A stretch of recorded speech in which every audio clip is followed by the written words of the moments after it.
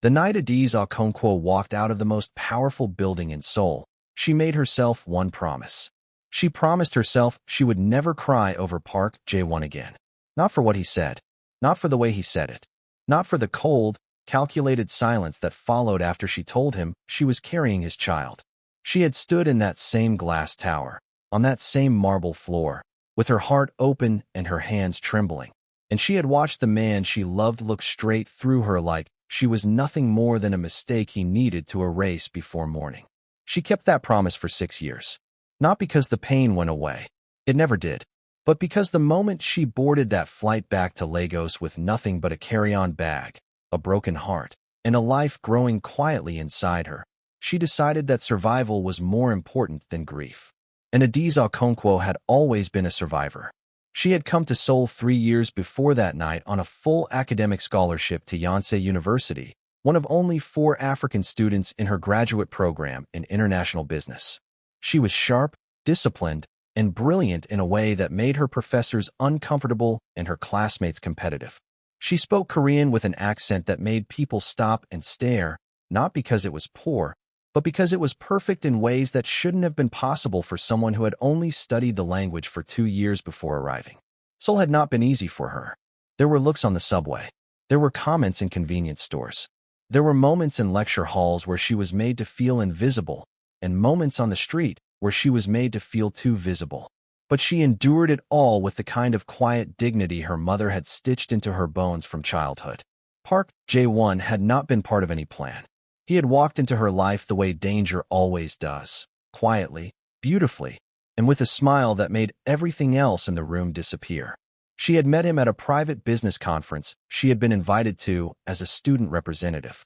He was 31 then, already running the legitimate face of the Park Group, a sprawling conglomerate that most Seoulites knew as a real estate and investment empire. What most Seoulites did not know, what Adaeze herself did not fully understand until it was too late, was that the Park Group was only the surface. Underneath it, like roots under concrete, was something older and darker. The Jae-sung Brotherhood, one of the oldest organized crime networks in South Korea. And Park Jae-won was not just its public figurehead. He was its head. But she didn't know that when he first spoke to her. She only knew that his voice was low and careful, that he listened when she talked in a way that most people didn't, and that when he looked at her, she felt like the most important person in any room. They spent 2 hours talking at that conference. Then another 4 at a restaurant he insisted on taking her to afterward. By the time the night was over, something had shifted between them that neither of them was ready to name. What followed was 8 months of something that felt, to Adaeze, like the most real thing she had ever experienced. He was attentive without being controlling, generous without being performative, and vulnerable with her in ways she suspected he was not vulnerable with anyone else. He took her to parts of Seoul that tourists never saw. He learned how to say things in Igbo just to make her laugh. He called her Ada, and the way he said it sounded like a prayer. She fell in love the way intelligent women sometimes do, completely, and against her better judgment. She found out about the Brotherhood on a Tuesday evening in November when she overheard a phone call she was never supposed to hear. She had arrived at his penthouse early and let herself in with the key he had given her, and she heard him in the next room, his voice stripped of every warmth she had come to associate with him, giving an order in Korean so cold it made the air in the room feel different. She didn't understand all of it, but she understood enough. She understood that the man she loved had the kind of power that didn't come from conference rooms and investment portfolios alone. She should have left then. She knew that now. But love is not always logical, and she was 26 and she believed, the way young people in love always believe, that the part of him she knew was the real part, that the darkness was something he was trapped in, not something he chose. She found out she was pregnant 6 weeks later. She told him on a Friday night, in the living room of his penthouse, with the Seoul skyline glittering behind him like it was performing for an audience. She had rehearsed what she would say 100 times. She had imagined his reaction 100 more. In none of those imaginings did he look at her the way he looked at her that night. Still, unreadable, like he was calculating something behind his eyes.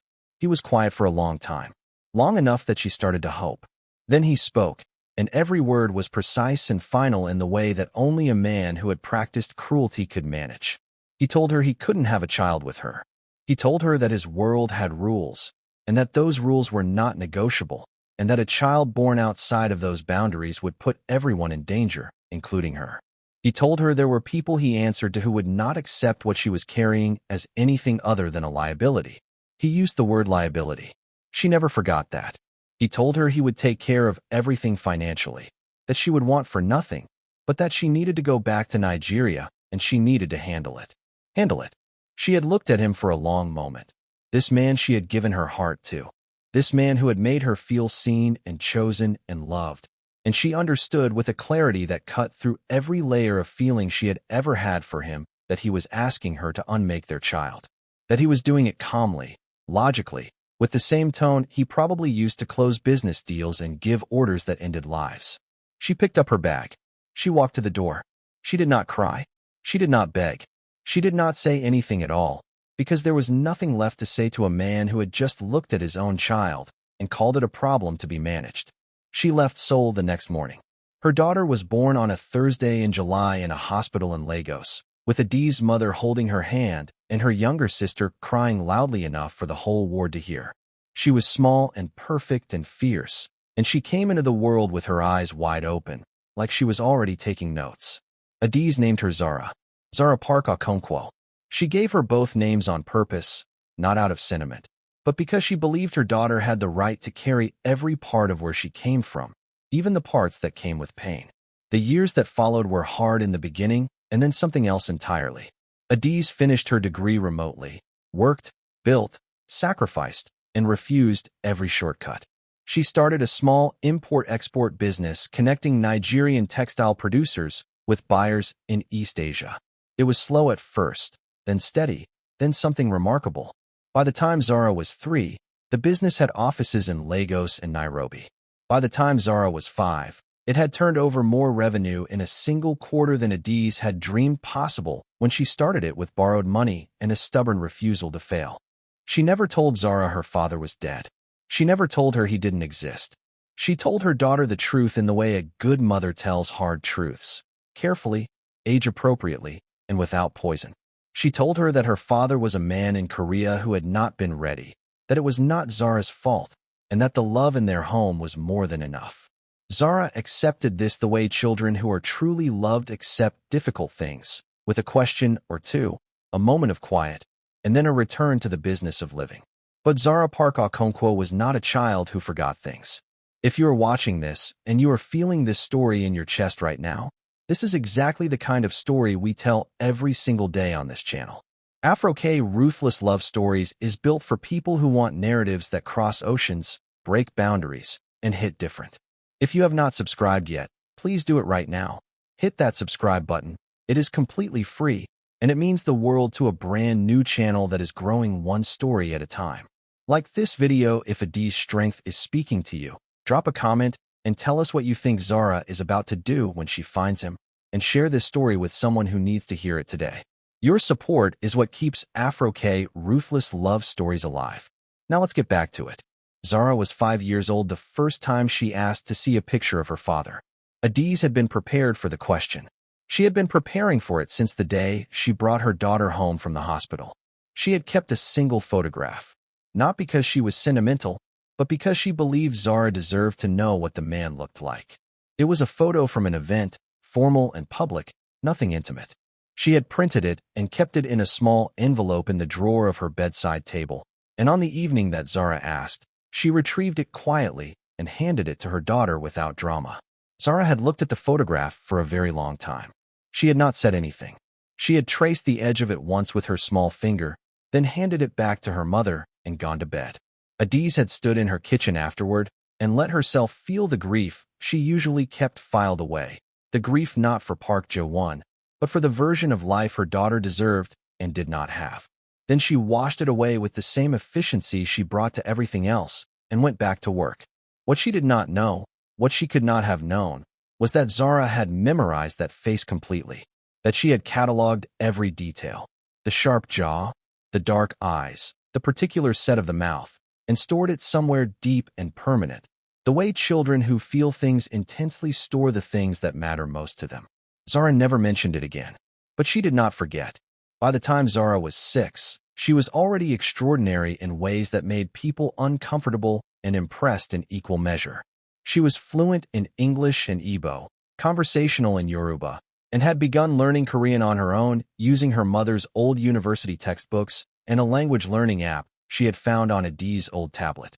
When Adaeze discovered this, she had stood in the doorway of her daughter's room for a long time, watching the child repeat Korean phrases with the same focused intensity that Adaeze recognized from her own mirror, and she had felt something complicated move through her that she couldn't entirely name.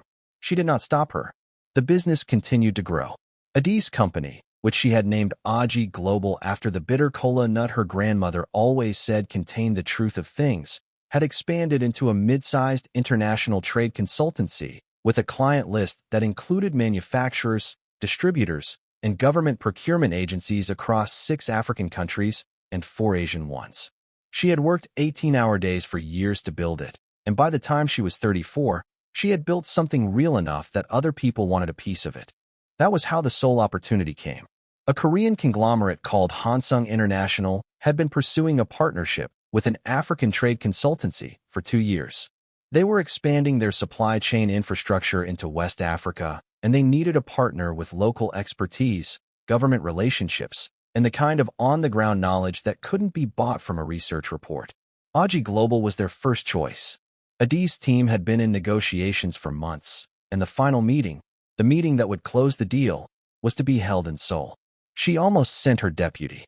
She sat with the decision for 2 weeks, knowing what going back to Seoul meant, knowing what it would cost her emotionally, knowing that the city held a chapter of her life she had spent 6 years closing. But she was also a businesswoman, and this deal was the largest in her company's history, and she had not built what she built by letting personal history determine professional decisions. She booked 2 tickets to Seoul, one for herself, one for Zara, because she had promised her daughter a trip for her upcoming birthday, and because, if she was honest with herself, some part of her could not leave the child behind for this particular journey. They arrived in Seoul on a Monday morning in March when the cherry blossoms were just beginning, and the city was cold and beautiful and full of the kind of light that only exists at the edge of a season changing. Zara pressed her face to the car window the entire drive from the airport, watching Seoul unfold outside the glass, and said nothing for a long time. Then she turned to her mother and said, in Korean, that it looked like what she had imagined. Adaeze's hands tightened slightly on her bag, and she smiled at her daughter and said nothing. The first 2 days went smoothly. The Hansung team was professional, the negotiations were progressing well, and Adaeze found that Seoul, at 34, did not carry the same weight it had carried at 29. The city was the same. She was different. She moved through it with the authority of a woman who had built something, and that authority changed the temperature of every room she walked into. It was on the 3rd morning that everything shifted. Adaeze had been informed, as a courtesy by the Hansung team, that their primary investor, the silent partner whose backing made the entire expansion possible, would be joining the final meeting. It was not unusual. Silent partners occasionally came forward at the close of significant deals to formalize their involvement. She had been given a name in the meeting brief and had not thought to search it beforehand, too focused on her final preparation to pay attention to a name on a document. She left Zara with the hotel's childcare service that morning. Zara had made friends with one of the staff members the day before and had been perfectly content. Adaeze kissed her daughter on the forehead, straightened her blazer, and took the elevator down to the lobby. The Hansung Boardroom was on the 22nd floor of a glass tower in Gangnam, and Adaeze walked into it with her team at 9 in the morning feeling ready, focused, and completely unprepared for what she was about to see. He had not changed as much as she expected. He was older in the way that powerful men age, without softening, the years adding weight and severity rather than lines and weariness. His hair was shorter. His presence in a room was, if anything, larger than she remembered. He was standing at the window when she entered, his back to the door, and when he turned around at the sound of her arrival, the look on Park Jae-won's face was something she had never seen on him before in all the time she had known him. It was the look of a man who had been prepared for a business meeting and had walked unexpectedly into his own past. The silence in the room lasted exactly 3 seconds. To everyone else in the room, it was merely the natural pause of a first introduction. To Adaeze and Park Jae-won, It was every single thing that had ever happened between them compressed into a single breathless moment. Then her training took over, and she crossed the room, extended her hand, and said his name with the same professional calm she would have used with any stranger, and watched something flicker and disappear behind his eyes as he shook it. The meeting lasted 3 hours. It was the most surreal professional experience of Adaeze's life. She presented. She negotiated. She pushed back on terms with precision and accepted concessions with grace. And she did all of it while sitting across a table from the man who had told her to handle their child like a transaction. He was professional. He was composed. And this was the part she had not expected, watching her with something that she could only describe as careful attention, the way a man watches something he is only now beginning to understand the full value of. She gave nothing away. She had spent 6 years building walls that could hold under pressure, and they held now. She walked out of that boardroom at noon with the deal signed, her hands steady, and her face composed. She did not look back. She was in the elevator, alone, allowing herself exactly the count of 10 floors to feel what she was feeling when her phone rang. It was the hotel. It was the childcare service. And the woman on the other end of the line was apologetic and confused in equal measure as she explained that Zara Park Okonkwo, 6 years old, small, bright-eyed, with her mother's sharp intelligence and her father's exact face, had somehow, quietly, and with the focused determination that defined everything she did, slipped away from the childcare floor. The hotel staff had found her 20 minutes later. She was not lost. She was not frightened. She had not wandered. She had gone, with the directness of a child who knows exactly where she is going, straight to the front desk, asked the concierge in fluent Korean for the address of Hansung International, and informed him that she needed to visit her father. Adaeze's heart stopped in her chest. By the time she got back to the lobby, Zara was already there, sitting in one of the large hotel chairs with her small backpack on her lap, entirely composed, watching the revolving door with the patient attention of someone who has decided something and is simply waiting for the world to catch up. She looked up when Adaeze approached, and her expression was not guilty or defiant. It was the expression of a child who has made a very serious decision and understood the weight of it. "I know where he is," Zara said, in Korean, quietly, like it was a fact rather than a request. Adaeze crouched down to her daughter's level and looked at her face. This face that held both of her parents in it, the round wide eyes, the particular angle of the jaw, the brown skin that glowed even under hotel lighting. And she felt something break open inside her that she had been keeping sealed for 6 years. Not grief, not anger, something older and more complicated than either. "I know, baby," she said. "He doesn't know about me," Zara said. It was not a question. "No," Adaeze said. Zara was quiet for a moment.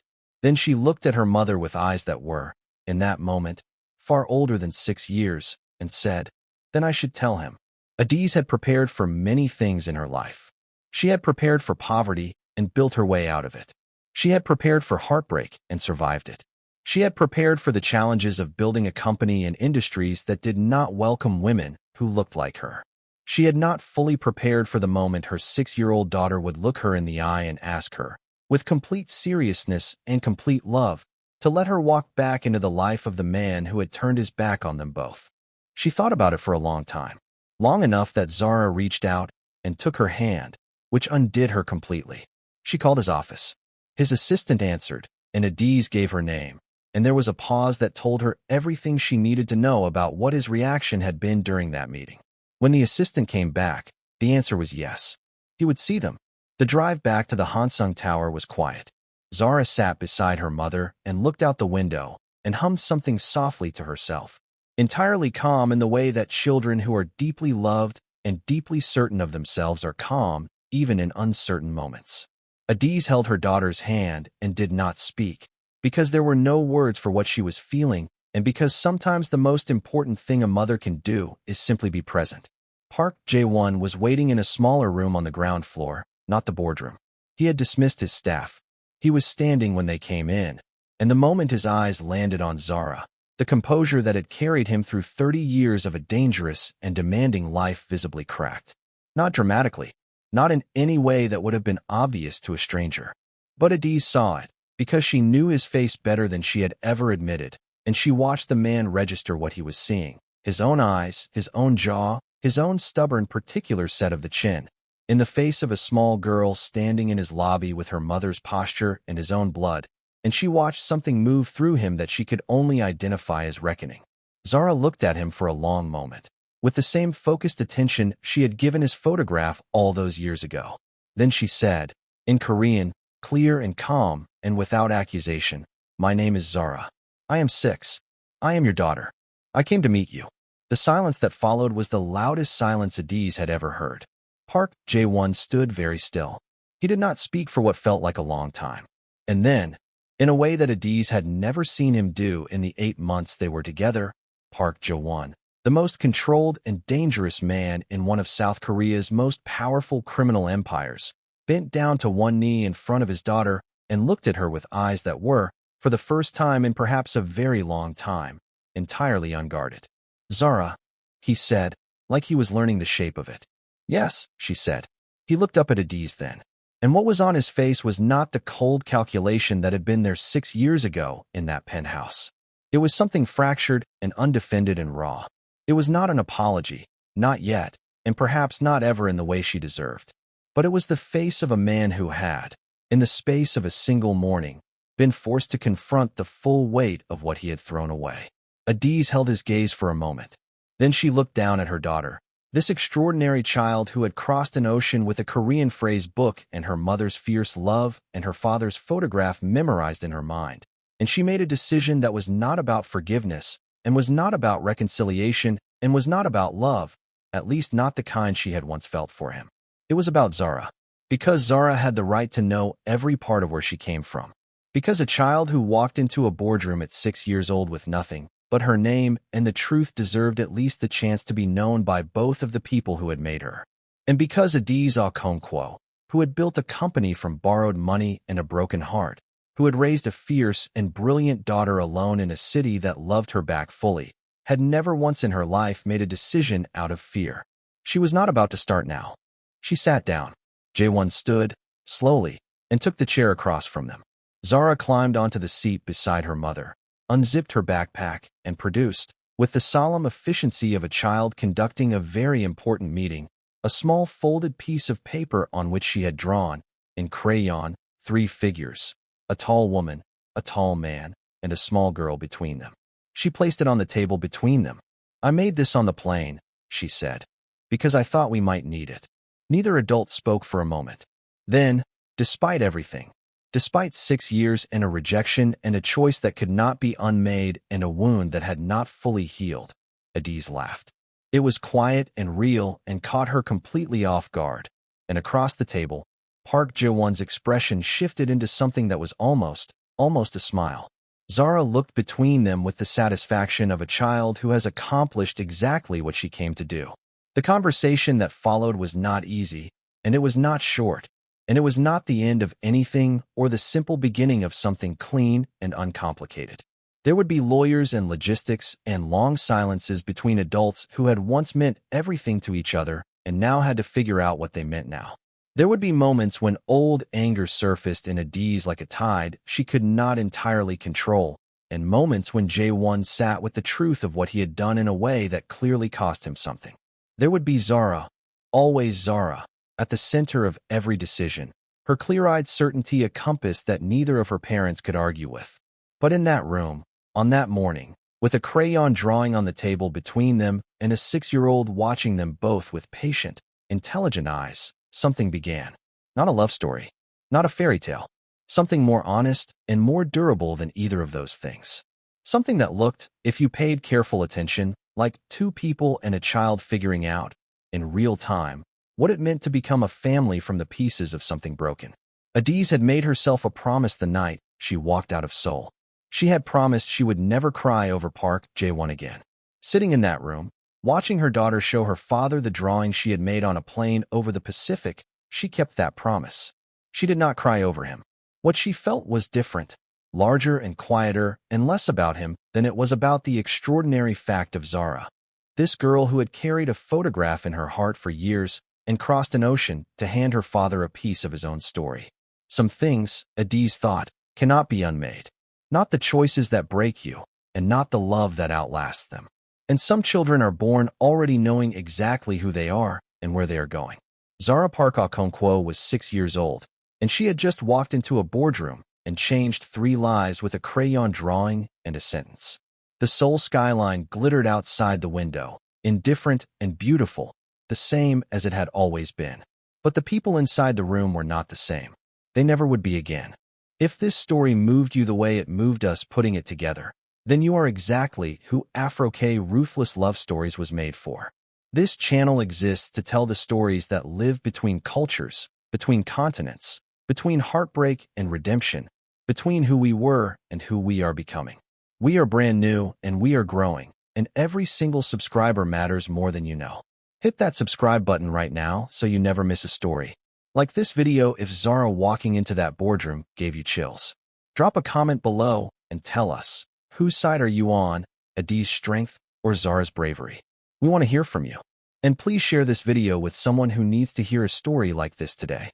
Sharing is what takes a small channel like ours and turns it into something the whole world can find. We will see you in the next story. Afro-K Ruthless Love Stories, where 2 worlds meet and nothing is ever the same.